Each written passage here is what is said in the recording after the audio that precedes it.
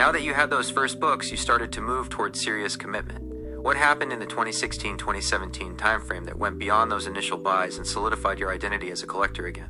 Well, I, for whatever reason, felt like holding on to some nostalgia at a certain time, and 2016, 2017, I went over to my parents and I grabbed whatever comics I still had left there.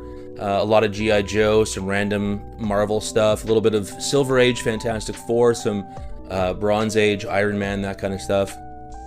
And I also had my my Marvel Universe cards, which I put in old school binders. I loved these. These were just fantastic.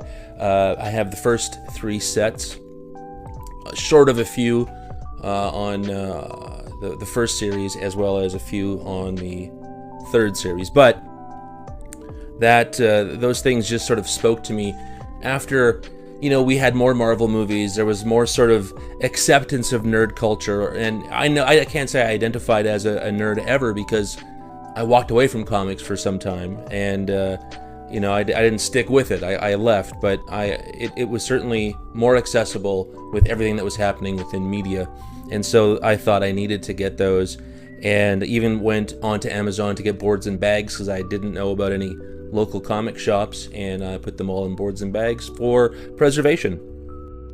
So you were preserving your past, but you were keeping up with the modern hobby.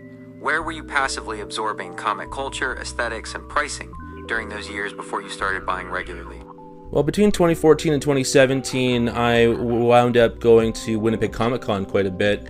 Always happened in October, and it allowed me to look for more action figures. At the same time, opened up the world of comic books, because now there was a resource for comic books. I could just at least go through them and look at all the comics that I wish I could have. I remember seeing some, like a $50 Silver Surfer #1. I saw all the Twilight Zone comics that I wish I had, all of that stuff, and I was picking up, you know, graphic T-shirts, Green Goblin,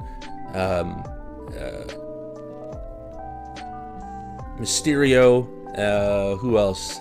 Red Skull, Doc Octopus, all that stuff. And yeah, so it kind of opened up my world again to see what was happening in comics, see prices of comics, even though I was far from buying any comics. It was just something that now I could see that world again. It had been so long since I last saw stuff like that.